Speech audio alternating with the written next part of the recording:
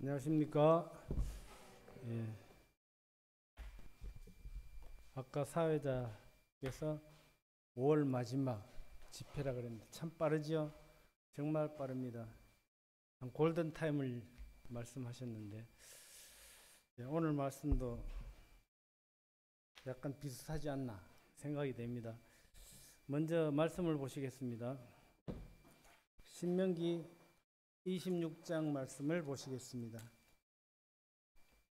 신명기 26장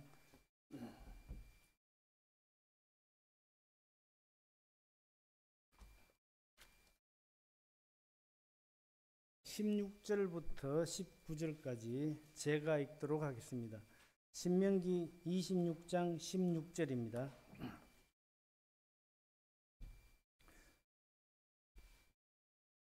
오늘 내 하나님 여호와께서 이 규례와 법도를 행하라고 내게 명령하시나니 그런즉 너는 마음을 다하고 뜻을 다하여 지켜 행하라.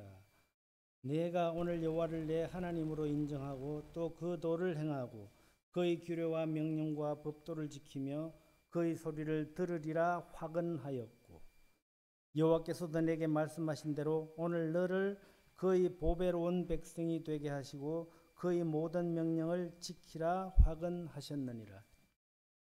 그런즉 여호와께서 너를 그 지으신 모든 민족 위에 뛰어나게 하사 찬송과 명예와 영광을 삼으시고 그가 말씀하신 대로 너를 내 하나님 여호와의 성민이 되게 하시리라. 18절에 보시면 보배로운 백성이 나오죠. 19절에 여호와의 성민이 나옵니다. 오늘 읽은 말씀은 그동안 많이 보고 들은 말씀 같지 않습니까? 이 말씀은 신명기에서만 무려 9번을 말씀하고 있습니다.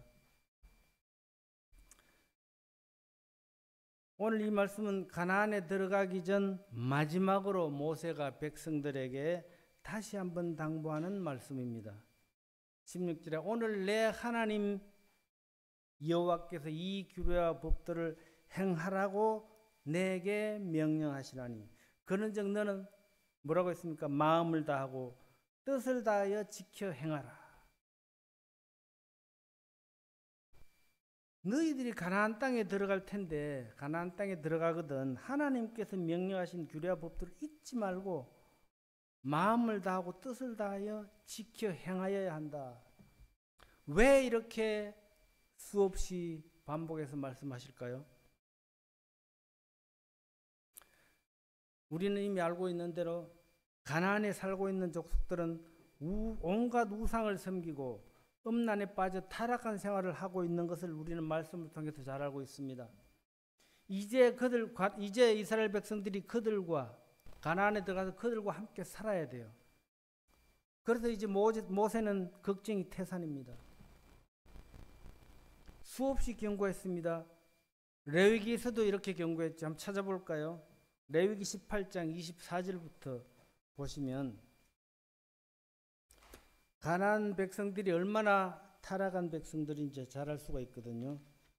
레위기 18장 24절부터 28절 다 읽으면 좋겠는데 18장 24절부터 제가 읽도록 하겠습니다. 너희는 이 모든 일로 스스로 더럽히지 말라. 23절까지 아주 음란하고 더럽고 이런 말씀을 했죠. 그렇게 하지 마라 하면서 24절에 너희는 이 모든 일로 스스로 더럽히지 말라. 내가 너희 앞에서 쫓아내는 족속들이 그러니까 가나안 족속들이 이 모든 일로 말미암아 더러워졌고 그 땅도 더러워졌으므로 내가 그 악으로 말미암아 벌하고 그 땅도 스스로 그 주민을 토하여 내느니라. 그러므로 너희 곧 너희의 동족이나 혹은 너희 중에 거류하는 거류민이나 내 규례와 내 법도를 지키고 이런 가증한 일의 하나라도 행하지 말라. 너희 전에 있던 그 땅 주민이 이 모든 가증한 일을 행하였고 그 땅도 더러워졌느니라. 너희도 더럽히면 그 땅이 너희가 있기 전 주민을 토함같이 너희를 토할까 하노라. 이 가정한 모든 일을 행하는 자는 그 백성 중에서 끊어지리라. 그러므로 뭐라고 했습니까? 너희는 내 명령을 지키고 너희가 들어가기 전에 행하던 가정한 풍속을 하나라도 따름으로 스스로 더럽히지 말라. 나는 너희의 하나님 여호와이니라. 이 말이 무슨 말이냐면 쉽게 표현하면 착각하지 마라. 너희는 선택받은 민족이기 때문에 내가 봐주는 거고 저들은 선택받지 못한 민족이라서 쫓아내는 것이 아니다. 저들을 쫓아낸 것은 죄를 지었기 때문이다. 그래서 저들이 사는 땅도 스스로 저들을 토하여낸 것이다. 너희들도 죄를 짓고 더럽히면 저들과 다름없이 그 땅이 너희를 토하여낼 것이다. 너희들도 다를 바 없다는 거죠. 정신 차리라. 정신 차리지 않으면 어떻게 됩니까? 다 망하기 때문에. 이스라엘 백성들이 망하면 어떻게 됩니까? 예. 하나님이 계획하신 목적을 이룰 수가 없거든요. 그래서 하나님이 계획하신 그 목적을 이루기 위한 조건입니다. 이스라엘 백성들이 가나안 땅에 가서 어떻게 하라는 것. 그래서 하나님이 계획하신 목적을 이루시기 위한 전제 조건이 있는데 그건 뭔가 하면 찾아보시겠습니다. 신명기 지난번에 교제했는데 신명기 10장 12절로 13절을 보시겠습니다.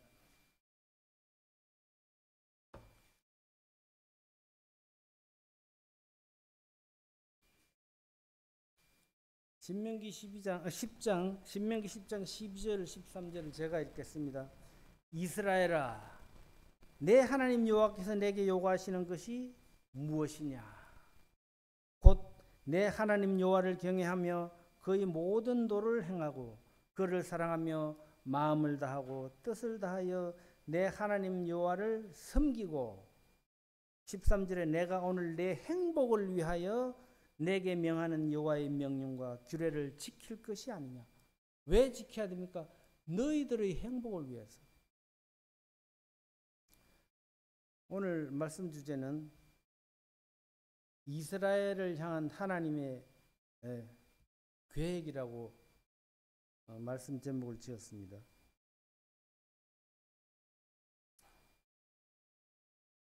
이스라엘 백성들에게 하나님을 잘 섬겨야 할 것을 강조하는 것은 너희들의 행복을 위해서다. 늘 불평불만이고 지독히 말 안 듣는 백성들, 잘 살든지 못 살든지 그냥 내버려 둘 수도 있는데, 그런데 왜 하나님은 이스라엘 백성들이 행복하게 잘 살기를 원하실까요?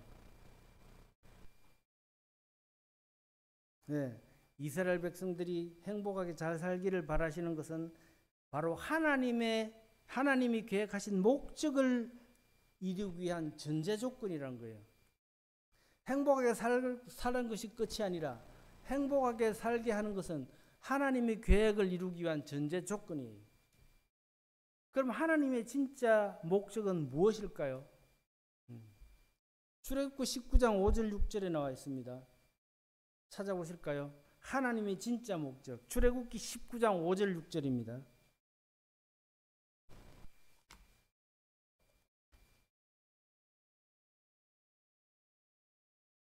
제가 읽어보도록 하겠습니다.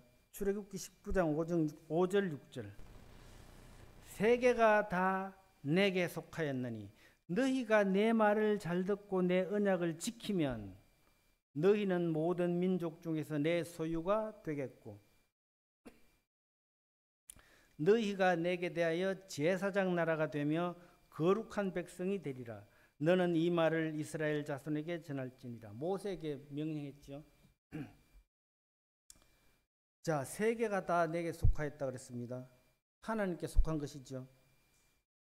너희가 내 말을 잘 듣고 내 언약을 지키면 뭐라 그랬습니까? 이 말씀은 이스라엘 백성들이 이제 애굽에서 나와서 시내산, 광야 시내산에서 머물었을 때 말씀하신 겁니다. 너희가 내 말을 잘 듣고 내 언약을 지키면 제사장 나라가 되게 하겠다. 이게 하나님의 목적이에요. 이스라엘 제사장 나라가 되겠다고 하는 말이 무슨 말입니까? 전에도 교제했던 내용인데, 제사장이 뭐죠? 제사장. 하나님과 사람들 사이에 중보 역할을 하는 직책이 바로 제사장의 역할이에요. 그래서 이스라엘을 제사장 나라가 되게 한다는 것은 하나님을 믿지 않는 이방 민족을 하나님께로 인도하는 중보 역할을 한다는 거예요. 이스라엘을 통해서. 다시 말해서 하나님이 이스라엘을 먼저 선민으로 선택하신 이유는 이스라엘을 사용해서 이방 모든 민족들을 구원하는 데 그 목적이 있었던 것입니다. 그러나 결론적으로 말씀드리면 이스라엘은 하나님의 그 부르심에 합당한 삶을 살지 못했습니다. 이방 민족들을 하나님께 돌아오게 하는 제사장의 역할을 하지 못했습니다. 선택받은 하나님의 그 백성이라는 그 특권의식에 사로잡혀 이방 민족들을 억압하고 멸시하는 일에 그 특권을 사용했습니다. 하나님 이스라엘을 선민으로 선택한 이유가 뭐라고 했습니까? 조금 전에. 이스라엘을 이용해서 모든 이방 민족들이 구원을 받게 하기 위해서. 이스라엘이 잘나서가 아니에요. 그래서 이스라엘을 이제 구원의 선봉으로 이스라엘을 먼저 선택하셨는데, 그럼 이스라엘이 하나님을 섬기며 행복하게 잘 사는 모습을 보여야 되잖아요. 그래서 이스라엘이 하나님을 섬기며 행복하게 잘 사는 모습을 주위 사람들이 보고, 주위 나라들이 보고, 아, 우리도 이스라엘처럼 하나님을 잘 섬기며 살아야 되겠구나. 그렇기 때문에 이스라엘은 하나님의 백성다운, 하나님의 성빈다운 모습을 이방인에게 보여줘야 하는 겁니다. 그러나 이스라엘은 하나님의 뜻에 합당한 삶을 살지 못했습니다. 주위 이방 나라들의 본이 되지 못했습니다. 아까도 말씀드렸지만 오히려 성민의식에 사로잡혀, 특권의식에 사로잡혀서 우리는 특별히 선택받은 민족이고 하나님의 거룩한 백성이다. 선택받지 못한 이방인들, 너희들과는 우리는 차원이 다르다. 그러한 잘못된 인식을 갖고 있기 때문에 이방인들을 사랑하기는커녕 어땠습니까? 멸시하고 천대했습니다. 잘 아시는 대로 이방인과는 식사도 해서는 안 되고, 저들은 우리가 상종해서는 안 돼. 함께 교제를 해서도 안 되는 그런 잘못된 인식을 가지고 있었다는 거예요. 제사장의 역할과는 정반대의 생활을 했던 겁니다. 구원받은 우리는 어떻습니까? 하나님 우리가 잘나서 먼저 구원해 주신 것이 아니거든요. 그러므로 구원받은 우리 성도들도 구원받은 것이 다가 아니라, 아, 우리는 거룩한 하나님의 백성이다, 이게 다가 아니라, 구원받은 것은 바로 하나님의 목적을 이루기 위한 시작 단계라는 것을 기억해야 됩니다. 그럼 우리 그리스도인들은 어떤 삶을 살아야 합니까? 하나님이 우리에게 원하시는 삶이 무엇인가? 우리를 부르신 목적과 이유가 무엇이냐를 분명히 알아야 된다는 거죠. 아, 이제 난 구원받았으니까 뭐 끝났어 이제. 그건 아니죠. 사도행전 13장을 보시겠습니다. 사도행전 13장 47절을 보시겠습니다.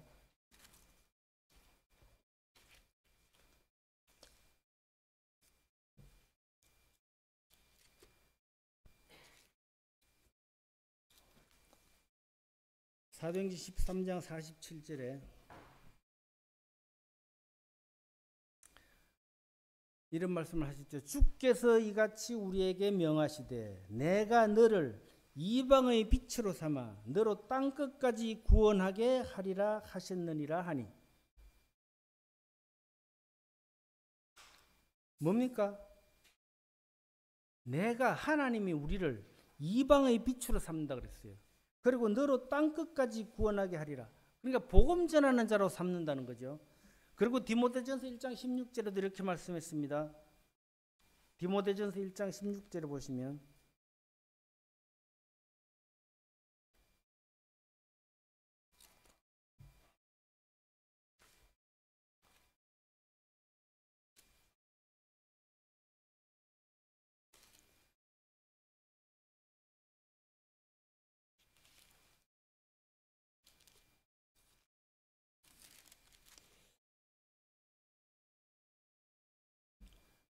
디모데전서 1장 16절에 그러나 내가 긍휼을 입은 까닭은 예수 그리스도께서 내게 먼저 일체 오래 참으심을 보이사 후에 주를 믿어 영생 얻는 자들에게 본이 되게 하려 하심이라.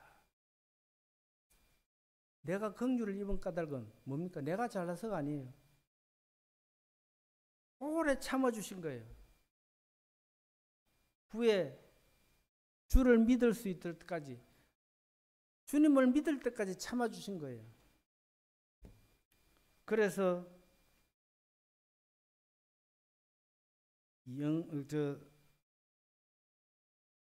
영생 얻는 자들에게 본이 되게 하려 하심이라 이렇게 했는데, 영생 얻은 자들이 뭡니까? 구원 얻은 자들에게 본이 되게 하실 뿐만 아니라, 그리고 그 다음에 말씀은 안 나왔지만 믿지 않는 자들에게 복음을 전하기 위해서, 바로 이 말인 거예요. 나를 불쌍히 여기시고 먼저 구원해 주신 것은 아직 구원받지 못한 사람들에게 복음을 전하기 위해서, 본이 되기 위해서. 그래서 마태복음 5장 13절 14절 찾지는 않겠습니다만, 너희는 세상의 소금이니 그랬잖아요. 너희는 세상의 빛이라. 그래서 우리 성도들은 세상의 소금이 되어야 하고 세상의 빛이 되어야 하는 겁니다. 그래서 우리는 세상 사람들에게 본이 되는 모습을 통해서 하나님의 이름을 빛나게 하는 책임과 의무가 있습니다. 우리를 성도로 부르신 하나님의 뜻을 이 세상에 드러내야 합니다.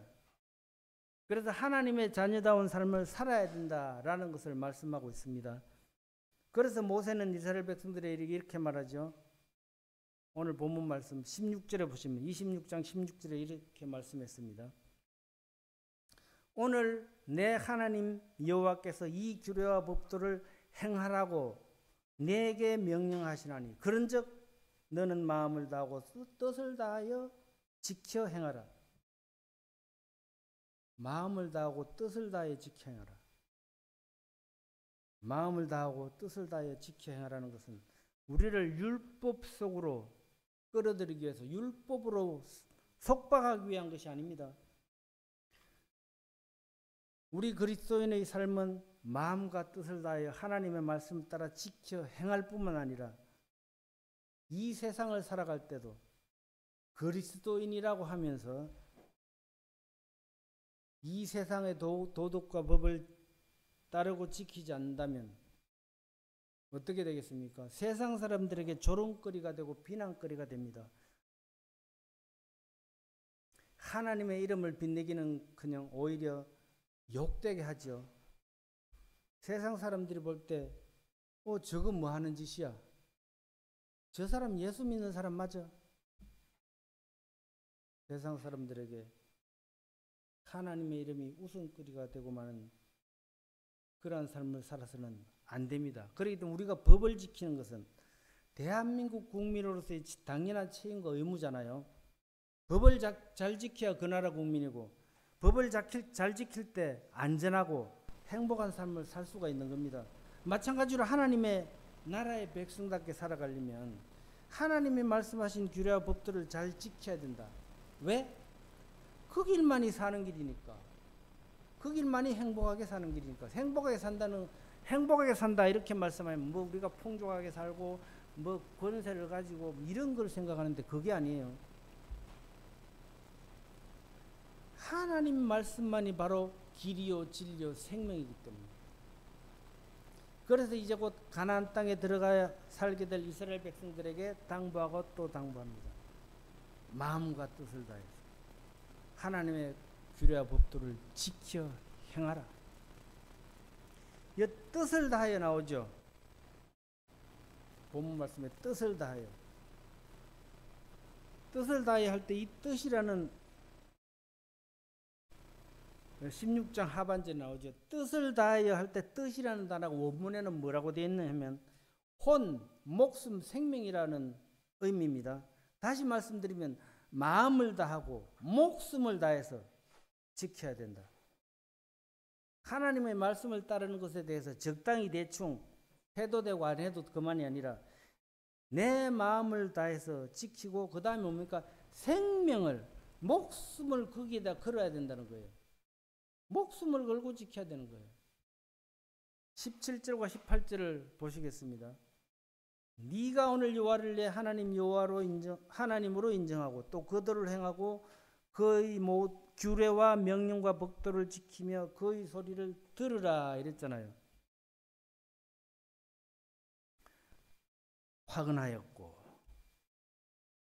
화근했다고 그랬습니다. 여호와께서 내게 말씀하신 대로 오늘 너를 그의 보배로운 백성이 되게 하시고 그의 모든 명령을 지키라 화근하셨느니라. 17절에 인정하고 공언하고, 인정하고 이 말은 공언하고, 이 말이 무슨 말이냐면 이스라엘 백성들이 이제 분명하게 여호와를 자기들의 하나님이라는 것을 스스로 인정했고 모든 사람들 앞에서 공개적으로 선포했다라는 말이에요. 무슨 말이냐면 우리 그리스도인들은 모든 사람들 앞에서 우리 자신이 누구인지를 분명히 드러내기를 원하시는 거예요. 예를 든다면 이제 자녀들이 부모님을 소개할 자리가 있을 수 있잖아요. 그럴 때 저희 아버지, 저희 어머니입니다. 저희 부모님입니다. 이렇게 뜻하고 자랑스럽게 소개를 해야 되는데 자기 부모를 남에게 소개하기를 꺼려하고 부끄러워한다는 거죠. 이건 말이 안 되는 거거든요. 그러니까 하나님이 원하시는 것은 하나님의 자녀들이 이 세상을 살아가는 동안에 내가 누구인지를 분명하게 드러내기를 원하신다는 겁니다. 나는 예수 믿는 사람입니다. 나는 하나님을 섬기는 사람입니다. 누구를 만났든지 어디에 있든지 내가 누구인지를 밝히고 알리기를 하나님은 원하신다는 거예요. 그래서 내가 너희들의 하나님이 되기를 원한다. 우리의 하나님이 왜 안 됩니까? 내가 하나님이 나의 하나님이라는 것을 거절하기 때문에. 그래 너희들이 분명히 밝히면 내가 너희들의 하나님이다. 너희가 너희 입으로 나를 하나님으로 부르는 그런 백성이 되기를 하나님은 원하신다는 거죠. 우리가 나는 그리스도인입니다 하는 것을 일부러 숨기지는 않지만은 스스로 그리스도인이라고 나타내기를 꺼려할 수가 있거든요. 어려워할 수가 있어요. 제가 이제 직장 생활 처음 할 때 회식을 자주 하잖아요. 그리스도인이라는 사실을 숨기고 자꾸 처음에 뭐 때문에 뭐 약을 먹기 때문에 술을 못 마십니다. 뭐 때문에 못 마십니다. 자꾸 변명을 하다 계속 해야 돼. 그래서 결단을 했습니다. 저는 그리스도인입니다. 처음에는 많이 어려웠죠. 나중에는 이제 그거 겪어야 돼요. 정면 돌파를 해야 되는 거예요. 자꾸 이 핑계 저 핑계 대면 안 돼요. 뭐 약을 먹기 때문에 지금 못 먹습니다. 저는 술을 원래 못 먹습니다. 뭐 이런 식으로 변명은 안 된다는 거죠. 그래서 처음에는 어려웠지만 나중에는 딱 가면 아예 나에게는 권하지 않아요. 저는 그리스도인이다. 아예 처음부터 음료수를 갖다 줍니다. 아예 술을 안 먹으니까. 그거 편하더라고요. 그래서 우리는 때로는 정면 돌파를 할 필요가 있다. 그렇다고 그들과 부딪히라는 얘기가 아닙니다. 너희가 너희 입으로 너를 하나님으로 부르는 그런 백성이 되기를 원한다는 거죠. 그렇게 해야 나중에 복음을 전할 수가 있어요. 그래서 제 자랑은 아니지만은 윤 목사라는 별명이 붙어요. 윤 목사. 다른 교회 다니는 사람들 친구들이 많아요. 자들은 다 가짜야. 나만 진짜라는 거죠. 저 자랑하는 것이 아니에요. 분명하게 밝히기 때문에. 딱 거절할 건 거절하고 그들은 그냥 종교 좋다고 다 휩싸여 가기 때문에 자는 가짜야. 다 이렇게 하더라고요. 그것이 처음에는 어렵지만 그것이 참 훨씬 좋더라고요. 그래서 이 말씀이 그런 말씀이에요. 가나안에 들어가거든 하나님의 백성다운 모습을 보여줘라.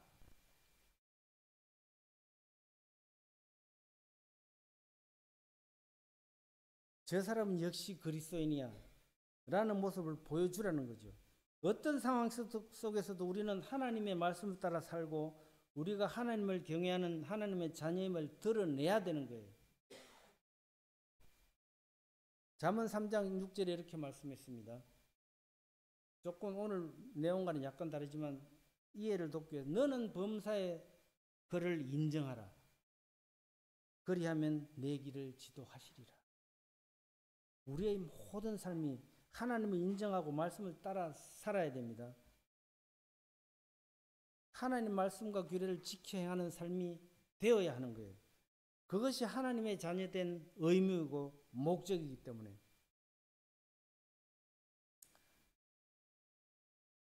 우리의 삶의 모습을 드러내기를 원하시는 거예요. 이것이 바로 이스라엘을 가나안에 들여보내셔서 행복하게 살아가게 하신 하나님의 뜻이라는 거예요. 행복하게 살아가게 하신 하나님의 뜻. 왜 행복하게 살아가야 된다고 그랬죠? 이스라엘 백성들이 가나안 땅에 들어가서 행복하게 사는 것은 하나님의 목적을 이루기 위한 전제 조건이라고 그랬죠. 왜 행복하게 살아야 된다고 그랬습니까? 이방 민족들이 하나님을 잘 섬기며 잘 사는 모습을 보고 본이 되라고. 그래야 그들도 하나님을 믿을 거 아니에요. 하나님을 믿는다고 한다면서 형편없이 살아보세요. 본이 되는 삶을 살지 못하고 살아보세요. 우리 신이 더 낫네. 그러지 않겠습니까? 신명기 26장 19절 보시겠습니다. 그런즉 여호와께서 너를 그 지으신 모든 민족 위에 뛰어나게 하사 찬송과 명예와 영광을 삼으시고 그가 말씀하신 대로 너를 내 하나님 여호와의 성민이 되게 하시리라. 하나님을 너희 하나님으로 인정하고 하나님 말씀을 따라 살아간다면 모든 사람들에게 높임을 받게 되고 칭찬을 받게 되고 명성을 얻게 된다. 너희들이 마음을 다하고 목숨을 다하여 하나님 말씀을 따라 살아간다면 나의 거룩한 백성으로 인정해 주겠다. 그래서 우리 그리스도인들은 세상 사람들과는 구별된 삶을 살아야 되는 거예요. 구별된 삶을 살아야 된다고 해서 세상과 떨어져 살아는 말이 아니에요. 세상 사람들과 어울리지 말라는 말도 아닙니다. 이 세상의 법이나 말을 따르지 않아도 된다는 말이 아니에요. 하나님의 말씀만 따르고 지키면 된다 이 말이 아니에요. 모든 것을 잘 지켜야 된다는 거죠. 이 세상의 법도 하나님의 규례와 법도에 다 들어있기 때문에 하나님의 말씀을 따라 산다는 것은 세상의 법도 잘 따르고 지킨다는 말입니다. 하나님께 순종하는 자는 세상 사람들에게도 본이 되고 존경을 받게 되어 있습니다. 저 사람 그냥 교회 다닌데 이게 아니라 저 사람이 정말 진짜 그리스도인이야 라는 말을 들을 수 있어야 된다는 거죠. 그래야 복음을 전할 수 있는 거예요. 하나님의 말씀을 따라 사는 삶이 하나님을 영화롭게 하는 것이고 하나님께 영광을 돌리는 것이고 그것이 세상 사람들에게도 본이 되는 것이고 본이 되는 삶을 통해서 복음이 전파된다는 거죠. 세상이 더 어려워지고 더 악해질수록 우리는 더욱더 이 세상에서 본이 되는 삶을 살아야 됩니다. 더욱더 그럴수록 하나님 말씀을 쫓아 살아야 되는 거예요. 왜 그렇습니까? 우리는 하나님의 백성들로 부름받은 자들이잖아요. 뭡니까 또? 우리는 세상에서 소금과 빛이 되기 위해 부름받은 자들이잖아요. 그래서 우리는 하나님의 부르신 목적에 맞는 삶을 살아야 하는 책임과 의무가 우리에게 주어져 있습니다. 왜냐고요? 우리를 통해서 이 세상 모든 사람들이 구원을 받기 위해서. 말씀을 읽고 마치도록 하겠습니다. 아까 읽었기 때문에 제가 그냥 읽겠습니다. 주께서 이같이 우리에게 명하시되 내가 너를 이방의 빛으로 삼아 너로 땅끝까지 구원하게 하리라 하셨느니라. 우리를 이방의 빛으로 삼으신 거예요. 빛으로 삼기 때문에 우리는 잘 살아야 되는 거예요. 소금과 빛의 역할을 해야 되는 거예요. 그것이 바로 뭡니까? 구원을 이루기 위한 삶이라는 것이죠. 그래서 하나님께서는 이스라엘 백성들을 가나안 땅에 들어가서 행복하게 살기 위한 목적은 그 이스라엘의 삶의 모습을 보고 이방의 모든 민족들이 구원을 얻게 하기 위해서 하나님이 우리를 그리스도인으로 삼아서 행복하게 살기를 원하시는 목적은 우리들로 하여금 세상의 빛과 소금이 되어서 세상 사람들에게 복음을 전하기 위한 목적이 있다는 것입니다. 말씀을 마치겠습니다.